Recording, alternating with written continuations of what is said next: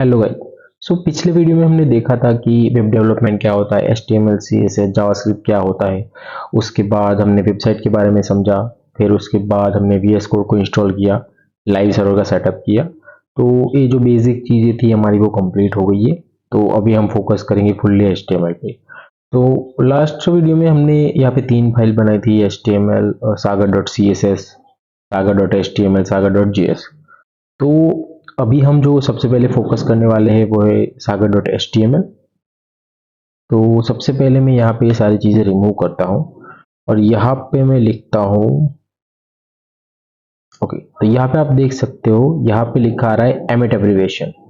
जैसे ही मैं इस एमिट एब्रिविएशन पे क्लिक करूंगा, इसको सिलेक्ट करूंगा, तो आप देख सकते हो यहाँ पे मेरे पास HTML की बॉयलरप्लेट बन गई। अभी ये क्या होता है? तो बेसिकली VS कोड के कुछ शॉर्टकट के थ्रू हम बहुत सारी चीज़ें अचीव कर सकते हैं, जो हमने ऑलरेडी लास्ट वीडियो में देख लिया था।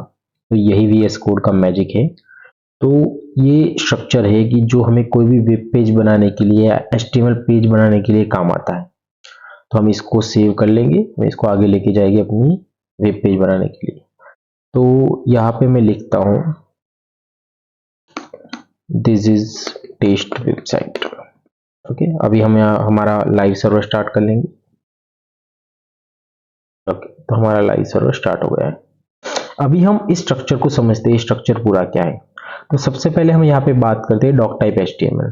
तो ब्राउजर की अगर बात की जाए, तो ब्राउजर में जब भी हम कोई पेज रन करते तो उसके लिए एक डॉक्यूमेंट है और वो डॉक्यूमेंट को डिस्क्राइब करता है, डॉक्यूमेंट के बेस पे उसका कंटेंट शो करता है। तो यहाँ पे डिस्क्राइब कर रहा है कि ये जो फाइल है इसका डॉक्यूमेंट टाइप HTML है।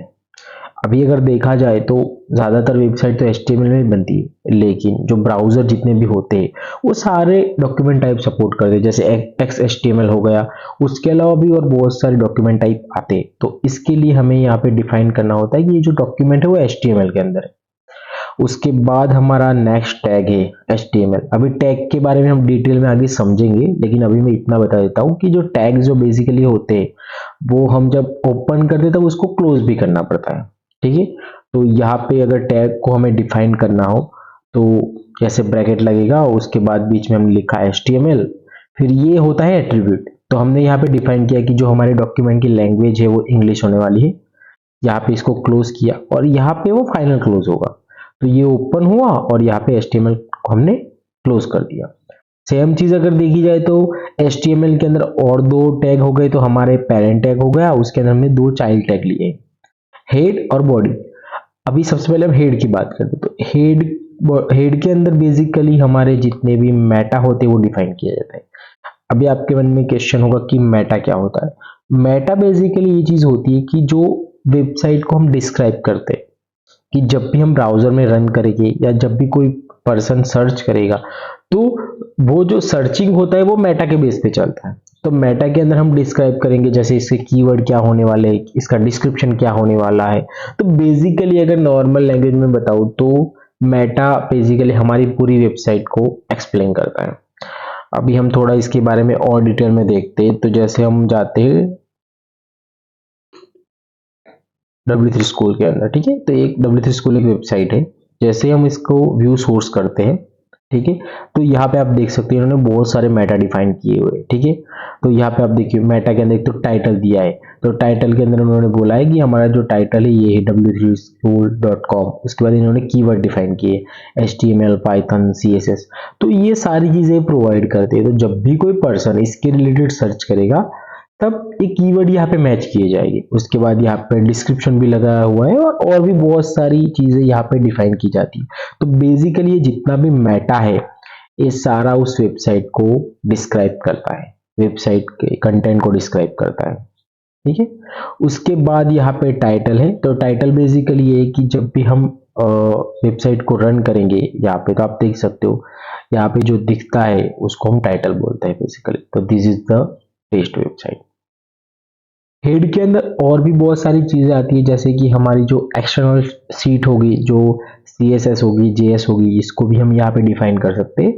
उसके बारे में हम आगे देखेंगे जब उसकी ज़रूरत पड़ेगी। बट हाँ, हेड का बेसिकली जो यूज़ होता है वो इसके अंदर मेटा इन्फॉर्मेशन आएगी, उसके बाद टाइटल आएगा और उसके बाद जो हमारी एक्सटर्नल स्टाइल शीट होगी या जावास्क्रिप्ट की शीट होगी उनको हम इंक्लूड करेंगे इस पेज के अंदर। तो हेड के अंदर ये सारी चीज़ें कवर हो जाएगी। अभी अगर हम सेकंड बात करते हैं बॉडी के अंदर, बॉडी का यूज क्या है, तो जैसे अभी हमारी ये साइट चल रही है, अभी आप देख सकते हैं यहाँ भी कुछ भी नहीं दिख रहा है, लेकिन जैसे मैं इसको कंट्रोल यू करता हूँ, एक्चुअली व्यू सोर्स करने के लिए हम कंट्रोल प्लस यू का यूज कर सकते हैं। तो इस स्क्रिप्ट को आप इग्नोर करो क्योंकि यहाँ पे लिखा है कि code injected by live server, तो अभी हम लाइव सर्वर का यूज कर रहे हैं, तो इसको लाइवली रिफ्रेश करने के लिए ये सारी चीजें ऐड की गई है। बाकी इसके अलावा आप देख सकते हो कि हमारा ये कोड जो हमने लिखा है और नीचे हमारा इसका क्लोजिंग टैक्स है सारे। तो अभी आप यहाँ पे नोटिस कर रहे हो कि यहाँ पे कुछ भी नहीं दिख रहा है, लेकिन जैसे ही मैं यहाँ पे बॉडी में लिखूंगा दिस इज माय बॉडी, तो यहाँ पे आप देखो ये दिख गया। तो इसका मीनिंग क्या हुआ, बॉडी के अंदर जो भी कंटेंट हम लिखेंगे वो हमारे ब्राउजर में विजिबल होगा। तो ये बेसिकली विजिबल पार्ट के लिए है, ये हमारा इनविजिबल पार्ट है, बट ये बहुत ही इंपॉर्टेंट है क्योंकि इसके बेस पे हमारी पूरी साइट डिस्क्राइब होने वाली है।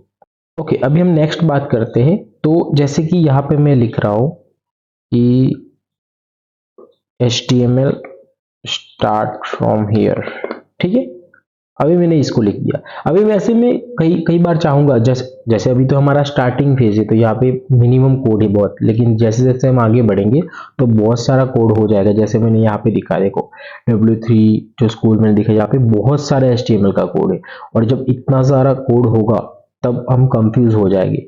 तब हमें कुछ नोट्स लिखनी पड़ेगी कि ये हमारे यहाँ से एक कोड स्टार्ट होता है, यहाँ पे खत्म होता है। जैसे मैं यहाँ पे लिखना चाहता हूँ कि HTML स्टार्ट फ्रॉम हियर, लेकिन मैं चाहता हूँ कि ये जो कोड है वो विजिबल ना हो, ठीक है, हमारा मतलब कहीं पे भी विजिबल ना हो। यहाँ पे देखो, यहाँ पे विजिबल हो गया HTML स्टार्ट फ्रॉम हियर, तो यहाँ पे मैं ऐसे लिखूंगा, ये मेरा ओपन हो गया और यहाँ पे मैंने क्लोज कर दिया, तो इसको हम कमेंट बोलते हैं। तो ये कोड को मैंने यहाँ पे कमेंट कर दिया, जो सिर्फ विजिबल पार्ट नहीं होगा, बस डेवलपर के अंडरस्टैंडिंग के लिए होगा। अब यहाँ पे आप देखोगे तो यहाँ पे नहीं आएगा, बट हाँ व्यू सोर्स में वो दिखेगा। एक सेकंड, ये रहा HTML स्टार्ट फ्रॉम हियर, तो इसको हम कमेंट बोलते हैं। तो हम कहीं पे भी जहाँ पे चाहे वहां पे कमेंट कर सकते हैं। फिर कभी कभार ऐसा भी होगा, जैसे मैंने यहाँ पे मान लो ऐसे P लिखा है, यहाँ पे मैंने लिखा है हेलो सागर, अभी ऐसी रिक्वायरमेंट आई है कि मुझे इसकी अभी नीड नहीं है, टेम्पररी नीड नहीं है, बाद में मुझे जरूरत भी पड़ सकती है, मैं इस कोड को रिमूव तो कर नहीं सकता हूं, तो मैं इसको सिंपल यहाँ पे कमेंट आउट कर दूंगा। तो ये हमारा कमेंट हो गया, अभी हमारे यहाँ पे नहीं दिखेगा। अभी इसके लिए भी कुछ शॉर्टकट्स है, तो जैसे मैं शॉर्टकट्स के बारे में बात करूंगा, तो सिंपली आप जिस लाइन में हो, मैं जैसे इस लाइन में हूं, तो मैं कंट्रोल पे कंट्रोल प्लस हमारा फॉरवर्ड स्लैश होगा, राइट शिफ्ट के साइड में होगा, उस पर आप क्लिक करोगे तो ऑटो कमेंट हो जाएगा। तो ये हमारे टैग होने वाले हैं। एक हमारा हो गया control plus A slash forward slash, दोनों को आप एक साथ प्रेस करोगे तो जो भी लाइन आपने सिलेक्ट की होगी वो कमेंट हो जाएगी। यहाँ पे हम मल्टीपल लाइन भी सिलेक्ट कर सकते हैं, जैसे अभी मुझे ये पूरी बॉडी है उसको कमेंट करना है, तो जैसे मैंने इसको सिलेक्ट किया कंट्रोल प्लस स्लैश और ये हो गया कमेंट। तो हम पूरे पेज में कहीं पे भी जहां पे भी हम चाहे वहां पे हम कमेंट आउट कर सकते हैं सारी चीजें, और ये हमें आगे चल के बहुत ही हेल्पफुल होने वाली है, ठीक है। तो इसको हम अभी रिमूव करेंगे। ओके, तो यहाँ पे हमने ये चीजें देखी। सबसे पहले हमारा हो गया डॉक्यूमेंट का टाइप क्या है, तो HTML हो गया। उसके बाद हमारा ये टैग हो गया HTML टैग, स्टार्ट टैग और एंड टैग। उसके अंदर हमने एट्रीब्यूट्स डिफाइन किए। तो जब भी टैग के अंदर हम कोई भी चीज पास करेंगे तो उसको हम एट्रीब्यूट बोलेंगे। जैसे यहाँ पे मेटा के अंदर भी मैंने पास किया है कि मेटा का नेम क्या है, इसका कंटेंट क्या है, तो ये सारे एट्रीब्यूट होते हैं इस जो भी हमारे टैग है वो। उसके बाद हमारा टाइटल टैग हो गया, स्टार्ट और एंड, तो जो भी हमारा ब्राउजर के अंदर जो विजिबल चीज होती है तो ये हो गई। तो ये हमारा पूरा हेड हो गया। उसके बाद ये हमारी बॉडी हो गई, बॉडी के अंदर ये सारी चीजें दिखेगी। अभी आप लोगों के मन में और भी क्वेश्चन आ रहे होंगे कि ये सारी वेबसाइट तो कैसी दिखती है, मतलब अच्छी सी, हमारी भी ऐसी दिखेगी या नहीं दिखेगी।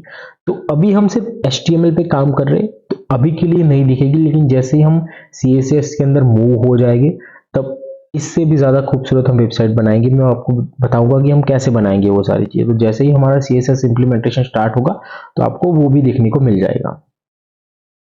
तो अभी के लिए इस वीडियो में गाइज इतना ही। तो मैं आगे आपको ये चीज़ बताना चाहूँगा कि अगर आपके कोई सजेशन है मेरे लिए, अगर आप चाहते हो कि हमें नेक्स्ट इस टॉपिक पे करना चाहिए, तो आप मेरे साथ कमेंट में इंटरेक्ट कर सकते हैं। जो भी मेरे वीडियो अपलोड होगी उसकी कमेंट में जाके आप मुझे कमेंट कर सकते हैं। मैं डेफिनेटली ट्राई करूंगा आपको रिप्लाई देने का। इसके अलावा अगर आपको कोई भी इशू आता है, जैसे हमने लास्ट देखा था VS कोड का इंस्टॉलेशन लाइव सर्वर के बारे में, उसके अंदर भी अगर आपको कोई डाउट है तो आप मुझे कमेंट में रीच कर सकते हो। मैं 100% ट्राई करूंगा आपको हेल्प करने का। सो अभी के लिए इस वीडियो में गाइस इतना ही।